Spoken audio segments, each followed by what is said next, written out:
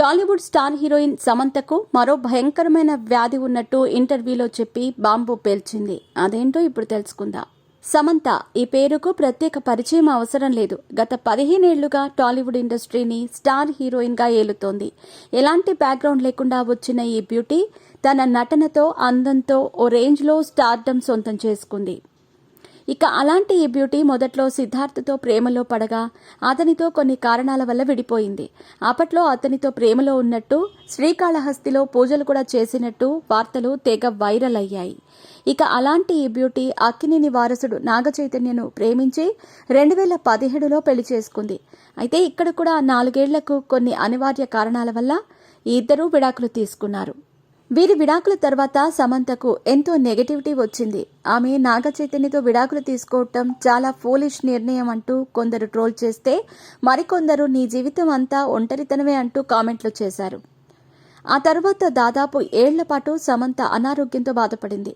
Myositis వ్యాధి వల్ల సమంత దాదాపు ఇండస్ట్రీకి 1 ఏడాది పాటు దూరమయ్యింది. అంత బాధలోనూ సమంత సినిమా ప్రమోషన్స్లో పాల్గొంది. మీ పెట్స్ కి గ్రూమింగ్ నుంచి బర్త్డే సెలబ్రేషన్స్ వరకు అన్నింటిలో మంచి ఆఫర్స్ ని మాయా టైల్స్ అండ్ ట్రయల్స్ వారు మీ ముందుకి తీసుకుని వచ్చారు. ఎక్కడో కాదు, మన బాజ్పల్లిలో. Phone number 8985555318. అయితే సమంత ఆ ప్రమోషన్స్ సమయంలో కన్నీళ్లు పెట్టుకుంది. అలా ఆమె కన్నీళ్లు పెట్టుకోవడంతో ఇండస్ట్రీ అంతా షాక్ అయ్యింది. ఆమె ఫ్యాన్స్ అయితే అక్కినేని కుటుంబంపై దారుణమైన ట్రోల్స్ చేశారు.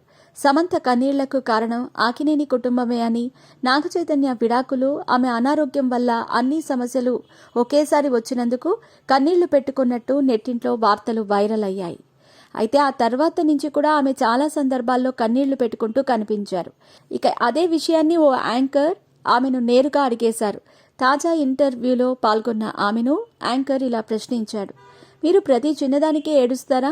ఈ మధ్యకాలంలో ఏడుస్తూ ఎక్కువగా కనిపిస్తున్నారు, కారణం ఏంటి అని అడిగితే అందుకు సమంత ఇలా స్పందించింది. ఈ ప్రశ్న నన్ను అడిగి మంచి పని చేశారు. నేను మాటకు ఏడుస్తా అని అనుకుంటారు, కానీ నా ఏడుపుకి కారణం నాకు కళ్లల్లో లైట్ పడితే కన్నీళ్లు వస్తాయి. నాకు లైట్ సెన్సిటివిటీ ఉంది.